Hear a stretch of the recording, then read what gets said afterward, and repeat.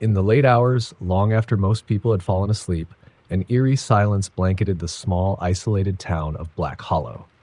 For generations, the people of this town knew that venturing into the forest at night was a mistake. Strange things happened there, things that no one could explain. And over the years, the woods grew thick with dark stories of the disappearances, of footsteps that echoed when no one was around, and of shadows that seemed to have lives of their own. One evening, four friends, Lena, Rob, Sarah, and Jake, decided they'd heard enough tales. They wanted proof, not myths or warnings from the superstitious townfolk.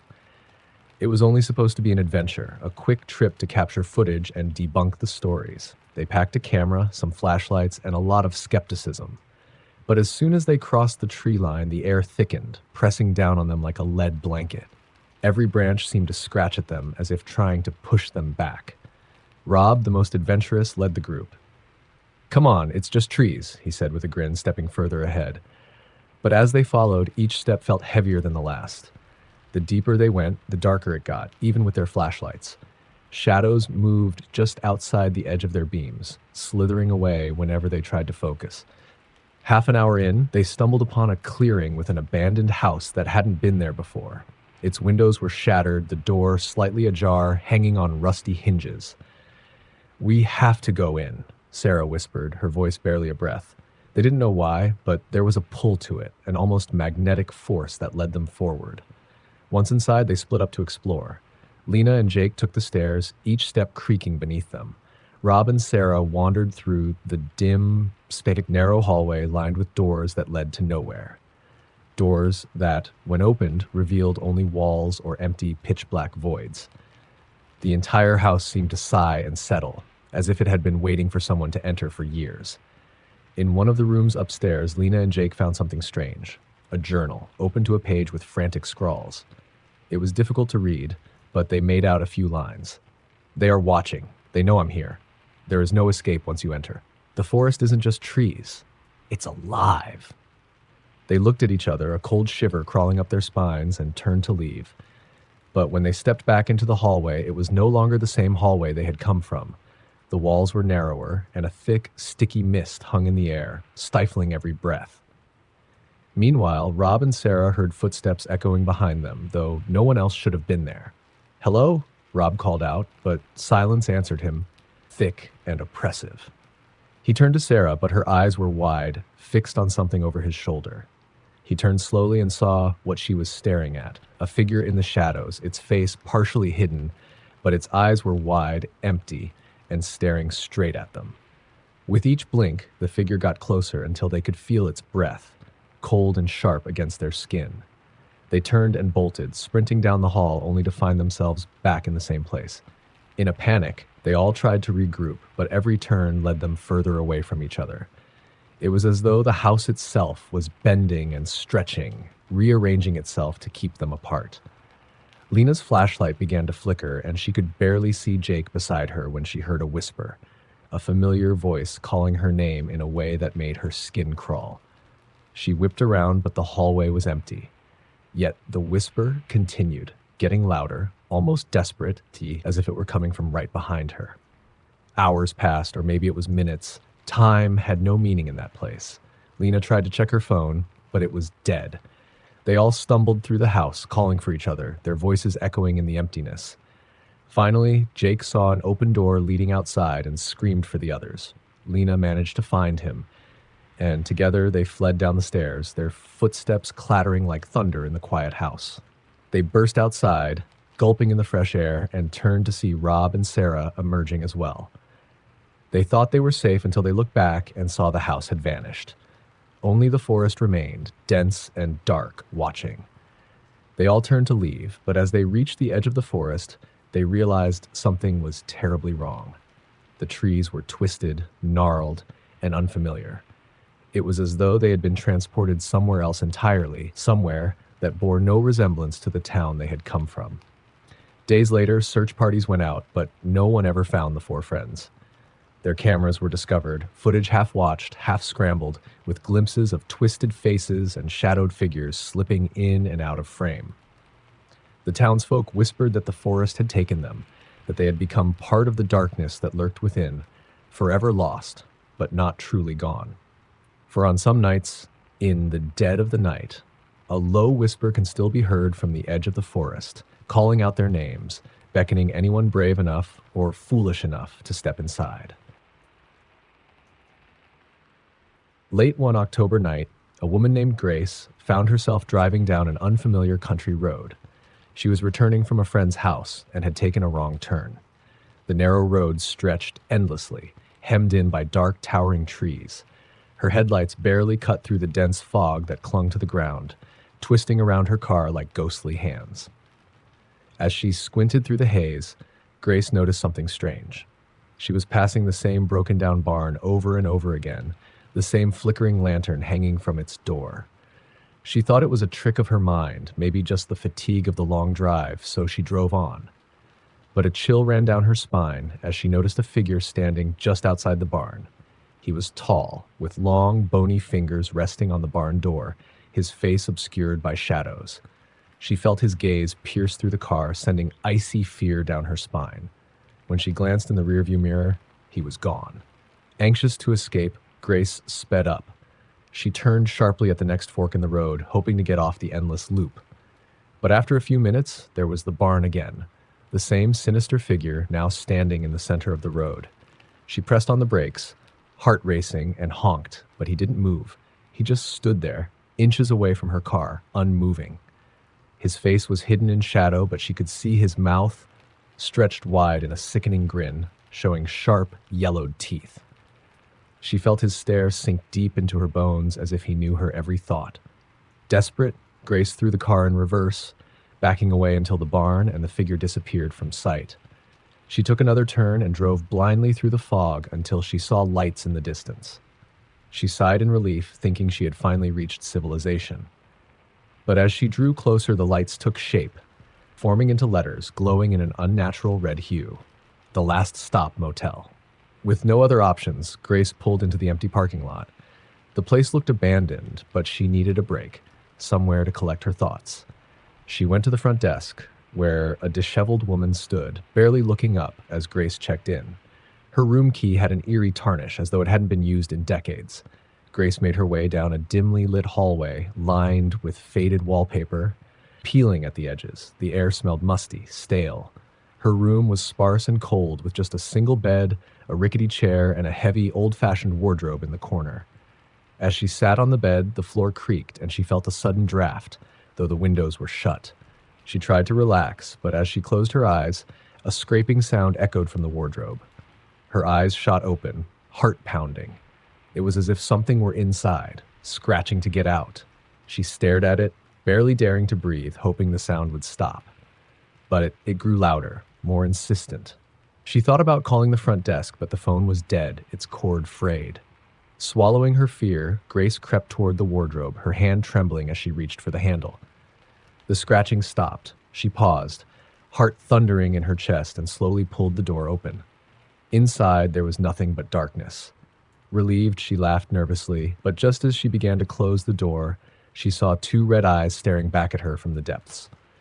Before she could react, a bony hand shot out, grabbing her wrist with an icy grip. Grace screamed, stumbling backward as the figure pulled itself from the darkness, slowly unfolding and revealing a face that twisted and stretched in impossible ways. It was the same figure she had seen on the road, with that same malevolent grin and those sharp, yellowed teeth. In a frenzy, she bolted from the room, tearing down the hallway. But as she reached the front desk, the woman was gone, replaced by rows of dusty, broken mirrors that lined the walls.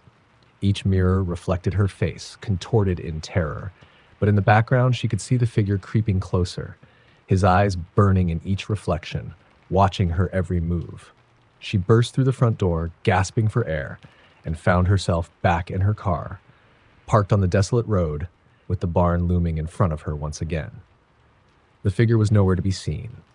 Dazed and trembling, Grace drove, not caring where, as long as she escaped.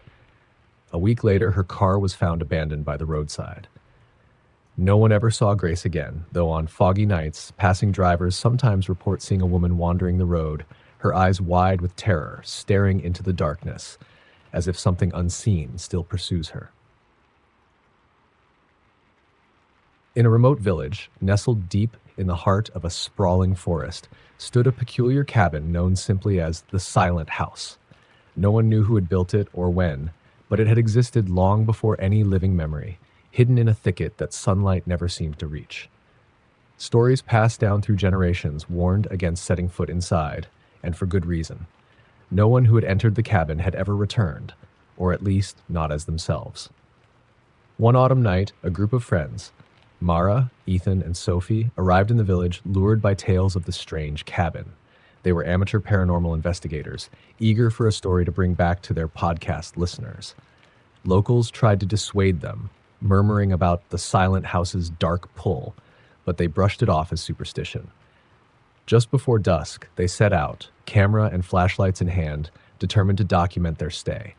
The trail leading to the cabin was almost non-existent, overgrown with vines and thick roots that tangled underfoot.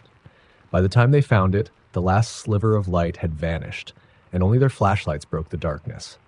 The cabin was small and crooked, its walls warped and buckling. Windows were clouded and grimy, showing nothing of the interior. "Come on, it's just an old shack," Ethan said, trying to hide his unease as he led the way. Mara rolled her eyes, but Sophie hesitated, glancing nervously over her shoulder. For a moment, she thought she saw something, a shape lurking among the trees, pale and shrouded in mist. She blinked, and it was gone. The night seemed to grow colder. Once inside, the trio found themselves in a cramped, suffocating space. Dust coated every surface, and the smell of rot hung thick in the air. The walls were lined with strange carvings, symbols none of them recognized, each one twisted in a way that made them uncomfortable to look at. They set up their equipment, whispering and laughing to keep their nerves in check. But as they began to record, strange things started happening. The temperature dropped drastically, and their breath misted in the air despite the lack of windows. Mara checked her phone. It was dead, though it had been fully charged. "Ethan, can you pass me the recorder?" she asked, her voice a nervous whisper. But Ethan didn't respond. He was standing by the wall, staring intently at one of the symbols, his eyes wide and unblinking. His lips moved, mouthing words too softly for anyone to hear. "Ethan?" Mara repeated, stepping closer.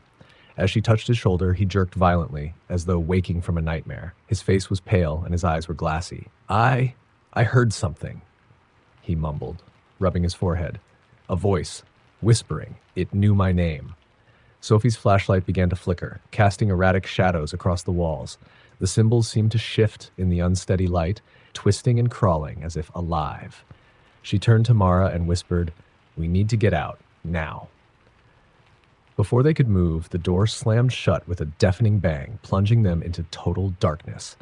Sophie screamed, fumbling for the handle, but it wouldn't budge. It was as if an unseen force held it closed. Panic surged through the group as they pounded on the door, shouting for help, but their cries were swallowed by the silence, thick and oppressive. Then, from somewhere deep within the cabin, they heard footsteps. Heavy, deliberate footsteps echoing through the cramped space, growing closer and closer. The smell of decay grew stronger, filling their lungs with each ragged breath. Mara shined her flashlight around the room, but the beam barely penetrated the darkness. In the corner, she saw something, a figure hunched and skeletal, its eyes hollow, glistening with a sickly light. The figure slowly lifted a hand and pointed at Ethan, who fell to his knees, clutching his head. His face twisted in agony, and he let out a scream, raw and desperate, as though something inside him were tearing itself free. Mara tried to help him, but he recoiled from her touch, his eyes now as empty as the figure's. Sophie turned to Mara, her face streaked with tears. "This isn't real. It can't be real." But Mara knew it was. Every bone in her body screamed that they were in the presence of something ancient, something that fed on fear. Ethan stood, his movements jerky and unnatural, his head tilting at an impossible angle. He turned to face Mara and Sophie, but his eyes were not his own. They were dark and bottomless, devoid of any humanity. A cruel smile stretched across his face, and he began to speak in a low, guttural voice, one that didn't belong to him. "You came seeking answers," he sneered, "but you'll only leave with silence." Suddenly, all their flashlights went out, and the room plunged into darkness. The only sound was the slow, scraping drag of footsteps that seemed to come from every direction. Mara felt a bony hand brush her shoulder and then another, until it felt as though hundreds of fingers were clawing at her, gripping her arms and legs, pinning her in place. She tried to scream, but no sound came out. Her throat tightened as a cold sensation seeped into her, as though something were pouring into her soul, filling every part of her with darkness. The last thing she saw before the world faded was Sophie's face, frozen in horror, as the darkness consumed them both. The next morning, the villagers found the cabin empty. No trace of Mara, Ethan, or Sophie remained, save for a single recording device lying in the center of the room. When they played it back, all they heard was silence. But if you listen closely, very closely, you could just make out a faint whisper, echoing from the depths of the recording. "You'll never leave." The year was 1979, and 12-year-old Danny was about to experience his first night alone at his grandparents' house. Nestled at the edge of an old, eerie lake, the house had always unsettled him. His grandparents often warned him about the lake's peculiar nature, saying it was deeper than it looked and best left alone. The stories were strange, but they had a chilling consistency. No one in town would go near the lake after dark. It was Halloween night when Danny's grandparents had to leave suddenly for a family emergency. They left him with promises to be back by morning and told him to lock the doors, shut the blinds, and ignore anything he might hear outside. "Don't look out the windows," his grandmother had whispered, her voice shaking slightly. Danny didn't understand, but nodded, too embarrassed to admit he was afraid. As the hours passed, the wind outside grew stronger, howling as it whipped around the old house. The wooden beams creaked, and Danny tried to distract himself by reading his comic books under a blanket in the living room. Every now and then he thought he heard faint sounds from outside, a faint splash, a whisper on the breeze. But he ignored it, like his grandmother had told him. Around midnight, Danny's flashlight began to flicker. Just as he smacked it to bring the light back, he heard it. A knock. It was soft at first, like a tap, and then a little louder. It sounded as though someone or something was lightly tapping on the back door. He froze, heart pounding. They said not to look, just ignore it. But the knock persisted, rhythmic and gentle, as if whatever was outside knew he was alone and growing more terrified by the second. A long minute passed, then 2. The knocking finally stopped. Danny sighed in relief and settled back down, convincing himself it was just a branch scraping the house. But his heart nearly stopped when he heard the knock again, this time on the front door, much louder and more insistent. He tiptoed to the window beside the door, careful not to move the curtains too much, and peeked outside. The porch was empty, but just past the line of trees, he saw a figure. A woman standing at the lake's edge, her back to him, staring down at the water. She wore a long, dark dress that seemed to shimmer in the moonlight, and her hair hung down, nearly touching the surface. He was about to pull back from the window when she slowly turned, her face obscured by her hair, and pointed directly at him. His heart racing, he let go of the curtain and backed away, whispering to himself that it was a trick of the light. He tried to convince himself that it was nothing, that he was just imagining things. But the knocking resumed, louder, more urgent, echoing through the empty house. Suddenly, all of the lights went out, plunging Danny into complete darkness. He could barely see his hands in front of him. The house was silent, except for the relentless knocking, which now seemed to come from every door and window. Panicked, he stumbled back, feeling his way through the living room until he reached the stairs. He ran up to his room, slammed the door, and locked it, heart pounding as he pressed his back against the wall. That's when he heard something else. It was a voice, a soft whisper drifting up from the lake, calling his name, stretching each syllable in a way that felt both familiar and wrong. "Denny! Denny!" It was as though the voice knew him, knew everything about him. He tried to cover his ears to drown out the whispers, but it was useless. The voice grew louder, closer, filling his mind. He dared to glance out his bedroom window, hoping that somehow he'd find an explanation. And there she was, the woman, now closer, standing at the very edge of the property. Her face was turned up toward him, and he could see it clearly now. Pale, expressionless, her eyes dark and endless, like the lake itself. She lifted a hand and beckoned to him, her bony finger curling slowly. Paralyzed, Danny felt a cold sensation spread through him, an urge to open the window, to step outside, to follow her. But he resisted, holding himself back as he watched her, her unblinking eyes boring into his. Then, suddenly, she smiled. It was a wide, unnatural smile that split her face, revealing a mouth that seemed far too large, filled with sharp, jagged teeth. Danny gasped, stumbling away from the window. He closed his eyes, repeating to himself that it wasn't real, that it was just his imagination. But the voice in his head persisted, whispering, laughing, coaxing him. It promised warmth, peace, secrets only she could share. He tried to fight it, but with every passing second, the pull grew stronger. Hours later, when his grandparents returned, they found the house eerily silent. Danny's bedroom window was open, the curtains billowing in the cold dawn breeze. His flashlight lay on the floor, flickering weakly, as though drained of energy. They searched the house, calling his name, but there was no answer. Down by the lake, the water was still and dark, and for a brief moment, just beneath the surface, they thought they saw a pale hand reaching up, fingers splayed, before it vanished into the depths. Since that night, people say the lake has never been the same. Locals avoid it after dark, especially around Halloween, and on quiet, foggy nights, some say they can hear Danny's voice, faint and distant, calling from beneath the water, warning others to stay away. In a desolate countryside, hidden among ancient trees and overgrown fields, there was an old crumbling mansion known as Harrow's End. Rumors about the place were dark and endless. Voices heard from the empty rooms, shadows that moved on their own, and an unshakable feeling of being watched by something malevolent. One cold October night, a group of 5 friends, Alex, Kate, Miles, Ben, and Rachel, decided to visit Harrow's End. They were thrill seekers, always on the lookout for something terrifying to share on their online channel. Armed with flashlights and a single camera, they made their way to the house, ignoring the warnings they'd heard from locals. The door creaked open with a low, guttural groan, as if the mansion itself were alive. Dust filled the air, swirling in their flashlight beams. The foyer was grand, with a massive chandelier hanging above, but it looked like it hadn't been touched in years.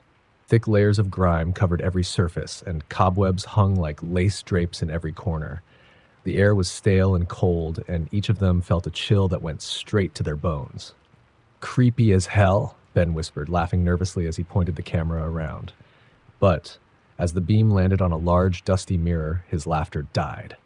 For a second, he thought he saw something behind him. A pale face with dark, hollow eyes staring at him from the mirror's depths. When he turned around, there was nothing there, only his friends, huddled close, tense and uneasy. As they explored deeper into the mansion, strange things began to happen. Doors slammed shut on their own, muffled whispers echoed from empty rooms, and the temperature dropped drastically as they passed certain hallways. Each of them began feeling an oppressive weight pressing down on them, as though the walls themselves were closing in. But they tried to shrug it off, telling themselves it was just an old house playing tricks. Then, as they entered the library, a grand room with towering bookshelves and a single ancient fireplace, Rachel noticed something strange. On one of the shelves, an old book was out of place, tilted slightly forward. Curiosity got the better of her, and she pulled it. With a loud click, the bookshelf swung open, revealing a hidden staircase spiraling down into the dark. Despite the deep sense of dread, the friends couldn't resist exploring. Flashlights in hand, they descended the narrow stairs, the darkness thickening around them with each step. The stairs led to a long, narrow corridor, lined with portraits. But these portraits were different. Each face seemed twisted, with expressions of terror frozen on them, eyes wide, mouths open in silent screams. "Let's get this on film," Kate whispered, her voice barely steady. But as they began filming, one of the portraits seemed to shift. The face in the painting, that of an elderly woman with hollow, staring eyes, slowly turned to look directly at them. The friends gasped, but before they could react, the lights on their camera and flashlights went out, plunging them into darkness. In the pitch black, they could hear breathing, slow, deep breaths, growing louder, coming from every direction. Their own breaths were shaky, their heartbeats thunderous in their ears. Then, a voice echoed through the corridor, low and raspy, filled with malice. "You shouldn't have come here." The lights flickered back on, and they found themselves standing in a completely different room. The corridor, the stairs, everything they'd seen was gone. Instead, they were in a small windowless room with walls that seemed to pulse, almost like a heartbeat. The only exit was a single door at the far end, slightly ajar, leading into darkness. They hurried to the door, their instincts screaming at them to leave. But as they stepped through, they found themselves back in the mansion's foyer. Except now, the air was heavy, oppressive, and the entire house seemed to be watching them. Shadows stretched unnaturally across the walls, shifting and writhing. The chandelier above them swayed gently, though there was no breeze. Suddenly, Miles screamed. The others turned to see him staring at the large mirror in the foyer. But it wasn't their reflection staring back. It was a distorted version of themselves, pale and sunken, with hollow eyes and twisted smiles.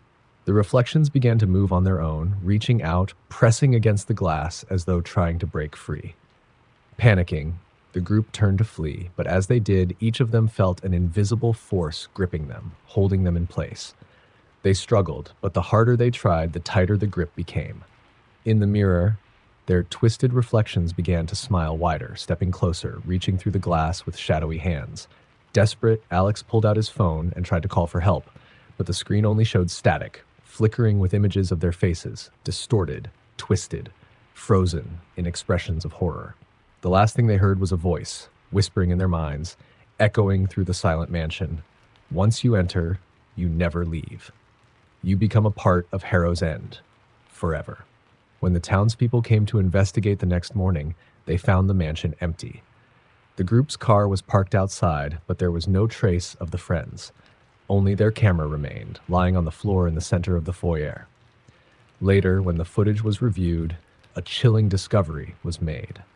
In the final moments, just before the screen went black, the camera captured their faces, staring blankly, twisted and hollow-eyed, trapped forever in that silent, haunted mirror. And to this day, on cold, moonless nights, those brave or foolish enough to approach Harrow's End claim they can see faces peering from its windows, their mouths open in silent screams, begging to be set free. In a quiet suburban neighborhood, there was a single streetlight that flickered every night just past midnight. No one knew why. It had been repaired, replaced, yet every night without fail, at exactly 12:05, it would flicker 3 times, as though someone were tapping the light bulb from inside. The neighborhood kids made up stories about it, warning each other to be indoors by midnight. It was nothing but superstition to most, a little ghost story to keep kids from wandering out alone at night. Except for Leo. Leo had always been fascinated by the streetlight and its strange pattern. He was 14, bored of his sleepy town, and eager to find something, anything, to make his life interesting. So on Halloween night, when his parents fell asleep, he slipped out the back door and walked down to the flickering light, armed with only his phone and a single flashlight. The street was dead quiet as he approached. His breath showed in misty clouds, and a thick, unnatural fog seemed to hang around the streetlight, almost like a warning. He reached it at exactly 12:04 and waited, heart pounding as he watched the seconds tick by. 12:05.